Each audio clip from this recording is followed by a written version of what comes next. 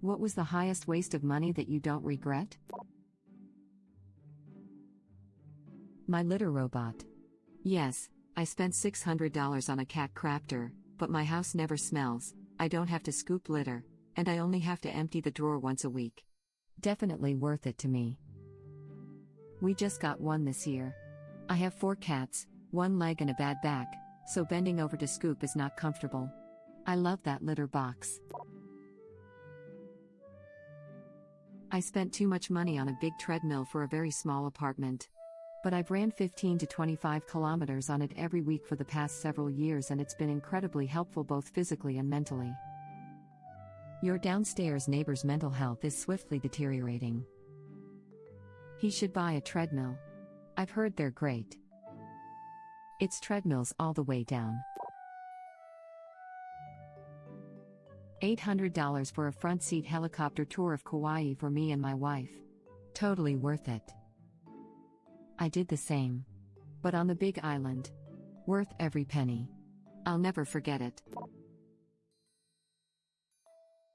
GE Opal Nugget Ice Maker. Dang thing cost more than my car payment, but, man oh man, I love Nugget Ice and I use it the heck out of it every day. I can't believe I'm going to spend effing $500 on an ice machine because of this post. How could you? Read the reviews first. Looks like the original Opal and the V1 GE have terrible problems. There's a 2.0 version. Spending hundreds of euros on broken musical instruments because they were pretty. I have since bought spare parts and started repairing them. I found my destiny. What do you plan to do with them? Some of them I will sell, some I will keep. Currently I own 4 reed organs, 2 electronic organs, an Indian harmonium and a sitar, and these are only the ones that needed repair. Currently I plan to keep one of the reed organs, the sitar and the Indian harmonium because I love to play those the most and they're hard to get for a reasonable price. Since reed organs are dying out and don't get much love anymore, I took it upon myself to save as many as possible and give them into good hands, where they are actually appreciated. And the repair process is just so much fun. Not so sure about the electronic organ. I don't know what's wrong with it, and I have too much stuff on my hands to figure it out. I will try a few things. If they don't work, I might just throw it out. Electronic organs are incredibly common and I can easily get another one for free if I ask the right people. $120 for a towel heater. I will never dry off with a cold towel again. Didn't expect to need one. But now I do. $60 at Costco.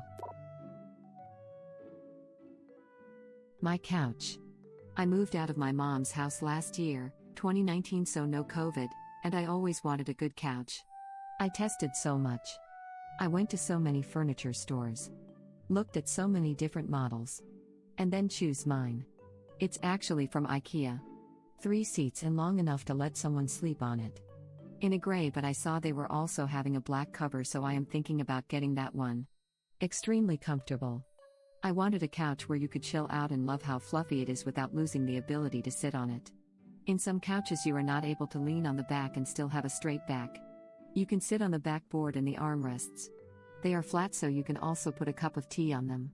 It's also not too low so you don't feel like sitting on the ground, which I do strangely often compared to my love for this couch, but you can let yourself fall onto that damn thing. It also looks easy and simple. So I don't want the suggestion of someone who tried a lot of couches and happens to be me then buy the Vimmel couch from IKEA. Edit, oh my. My first award. Thank you. Lego Death Star. Word. I got it when Amazon accidentally listed it for $125 for like 13 minutes one morning at 6 a.m. He probably though it was a worthless moon. Yeah, but that's no moon. That and my Harry Potter 6K pieces castle. Those things are so well made it's incredible. You got to build one to believe. I spent $3,000 for my wife to meet the Backstreet Boys and get front row seats. It is the best thing that has ever happened to her, and the smile on her face after the show and look of pure bliss in someone who suffers often from anxiety was worth every cent. I didn't spend quite that much, but I gave my wife a similar experience with 98 last year. Front row seats, meet and greet backstage, full VIP access at a club post-show. The look on her face is still really vivid in my mind. Dining at a Michelin-starred restaurant in Milan. We had an 18-course meal with wine pairings for like $400 or so. Edit, for those asking, the restaurant is Gioia. It's vegetarian, but it looks like it still exists and isn't much more expensive than when I was there 10 years ago. Web link. I used to scoff at spending that sort of money on meals, got convinced to try it one time, and loved it. Now, every couple years we try to find something big like that to do. It really is amazing what top-tier chefs can do to food. People like to crap on tasting menus because of the hilariously small portions and high price, but by the 8th course those tiny plates are really starting to fill you up, and it is often some of the most delicious and most interesting food you'll ever have in your life. It really is more of an experience rather than simply a meal. My wife calls it extreme eating. Some people would spend a similar amount or more in extreme sports like skydiving or bungee jumping. We spend it on eating. The extra I pay in rent for a water view. Completely worth it. You can get a discount for that? I'm right behind a graveyard, next to an airport, and have train tracks in my backyard. I should have asked the landlord to knock some dollar off, laughing out loud. Edit, it's my first apartment, don't ask me why I didn't realize any of this stuff ahead of time.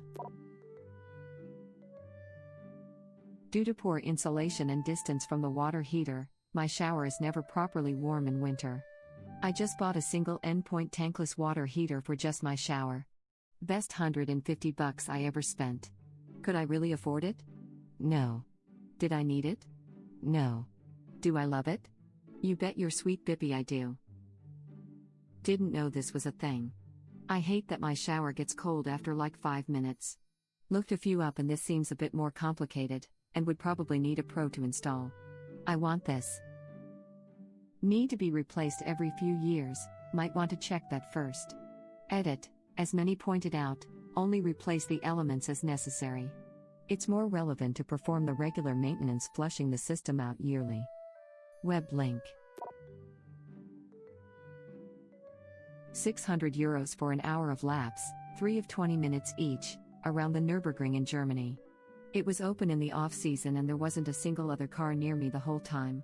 10/10, one of the most thrilling experiences of my life. Edit, I rented a car at the track, which is why it was so much. You can bring your own car or rent one there, but they don't allow commercial rental cars. Individual laps were I think €20 each at the time. I'm buying this for my so for our honeymoon when we get married, and I'm so excited to see his reaction. Don't forget to get special ring insurance. It's crippling to pay if you hit any Armco. Remember too that your car insurance will almost undoubtedly exclude one-way circular toll roads, i.e. the Nürburgring, so be very, very careful. Thank you. He's the ultimate car enthusiast and I'm not doing this as a surprise, so we will be doing tons of research together before going. If he hasn't done a lot of track days, get him a 3-day race school first. The ring is not a learning track. We had plans to do a course for the both of us in Vegas last September, but restrictions got it our way, so we'll be rescheduling when we can. But he has some track experience already. The course was mostly for me, haha. What were you driving? The cheapest car they'd let me rent. It was an Opel. A bit sluggish, but it did open up to 220 to 240 kilometers per hour on the home stretch, and that was such a joy. Even a slow car is fun with that kind of driving. Actually, a slow car can be more fun for an amateur driver because you can actually drive closer to its limits. An old adage, it's more fun to drive a slow car fast than a fast car slow. The Top Gear episode where the experienced ring driver takes out a white van and passes sport bikes on the ring was hilarious. This is the Top Gear episode where Sabine Schmitz runs the white van around the ring. Pretty awesome and hilarious. Web link. I got into a stupid fight with my brother, so I found a game he had pledged on Kickstarter, Space Haven, and saw that for $360 I could write a pre-made character bio that would randomly show up. So I pledged it and wrote a character bio with his name and made him a flaming butthole. I have never played this game and don't want to. Has he got the game yet? It's in alpha. Not sure that backer perk has been implemented. I do have to say though, being drunk, angry and having access to a credit card has been how the majority of my poor decision stories start. I would love to hear more drink with a credit card bad choice stories. I've never had that opportunity to be drunk, petty, and flush at the same time. My brother has a low tolerance for substances and really bad allergies. He got gorked on Benadryl or something and bought a bunch of swords and crappy fancy knives off some home shopping network show at 4 in the morning. His wife made him switch to non-drowsy. Edit. I am pleased so many people thrilled to the word gork as I did. I first heard it 15 years ago from a vet when I brought my very high, very purry cat home and it always stuck with me. I heard it again 2 months ago same cat high on painkillers at the vet. I merely pass it along. And now it is yours as well. Use it faithfully on intoxicated felines and lightweight wannabe LARPers everywhere. My partner takes a combo of seizure medication, blood pressure meds, gabapentin, and sometimes a sleeping pill or a Klonopin as needed, and there are mornings I wake up to a string of texts from the Amazon robots telling me a bunch of bizarre crap is on the way. Last month he got me not 1 but 2 walks, and a set of chopsticks and nice soup spoons, all because I was watching a YouTube video of ramen rankings. I bought $220 women's shoes drunk. I'm a guy. The shoes were ugly. Since this blew up. These are the shoes. I deleted the in-hand photos so my girlfriend wouldn't find out. Web link. I have so many questions and at the same time, no words, laughing out loud. These shoes are $220 effing dollars. Let's get 'em.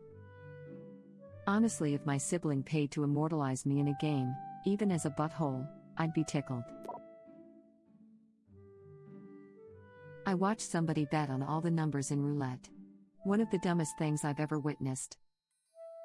Seen someone do this while swearing how he's breaking even and drinking for free. For those who aren't familiar, roulette numbers pay 36-1 but the actual wheel has anywhere from 37 to 39 numbers in the form of 0, 00, or 000. So your odds aren't paying the true odds of the spin. Anyways, this guy ignored everyone explaining why he wasn't breaking even until the wheel spun 0 once and he got wiped out. He sobered up real quick after that. Should have bet on the 0 as well. Duh. The odds are always in favor of the bank. The bank always wins. That's the point people don't seem to understand. The bank has slightly better odds so it always wins long term and it can easily outlast anyone at the table. This is the point everyone skips, including myself. What's the saying? You got to know when to hold M. Know when to fold M. Know when to walk away. Know when to run. I got $27,000 and spent it on a solo cross-country road trip that led to me moving on the complete opposite side of the country from everyone I've ever known. I was in a dark place in my head. The original plan was to find a nice place to end my story, but the trip itself helped me reconsider, so absolutely no regrets to speak of. Edit. Didn't really expect this to receive this much notice. Thank you for the awards, and I'm sorry if I can't reply to them all. I'm currently kind of swamped. How did you stop the dark place in your head? Did it just stop? Or did you work at it? I didn't stop it, but it did help me find new reasons to keep going. It's still an active effort I have to make to keep myself going, but traveling to new places helps. A business class ticket on a 14-hour flight. I ate great food and slept like a boss. Made a huge difference to my trip as I didn't need to waste a day to recover. We needed to reschedule the last flight we took, and the only way to sit together, 2 kids, 2 adults, was upgrade to Economy Plus. It was about $20/seat, and I told my wife we're never flying regular economy again. Even on a 2 to 3 hour flight, that extra leg room is so nice. I felt very cheated the first time I went to Economy Plus. Over the fall traveling for work, election stuff, I flew American, a few hour flight, paid an extra $33 for the extra leg room. And literally couldn't tell the difference. It was an extra inch at most, the seat was the same width, I knew that because the aisle was the same width, no snacks because of COVID. Real waste of money. I'll just spend that on a bag of the white Toblerones in the airport and continue to quietly suffer in coach. Use SeatGuru.com. You will be able to see exactly the seat you're getting for your money. There are huge disparities between the seats you get, even comparing business class seats to other business class seats. Edit. Oh, and if you're flying to Asia, please for the love of God use an Asian airline. They are so much better. In general, Asian carriers/me carriers, European carriers, US-based carriers. Absolutely check Seat Guru. I'm not exactly sure if it's the Airbus 320 or 321, but one of those usually has no seats 10A and 10F. That makes 11A and F the absolute best seats in economy single aisle. I paid $30 extra for the seat New York - Las Vegas once. Economy Plus was economy. Airlines needed to make more money, so they shortened the leg room and called the normal one an upgrade. My parents took a trip to Australia with friends who surprised them with upgrading their tickets to business class. They said it was absolutely worth it, got good sleep and ate a good meal and were well rested when they landed in Sydney in the morning. Basically got them an extra day since they didn't have to catch up on sleep. Thank you for watching. Please subscribe to be the first to know about Red Rabbit Reader's new videos. If you like our videos, please like them on YouTube and share them with your friends. We welcome your comments below. Press to start another of our videos.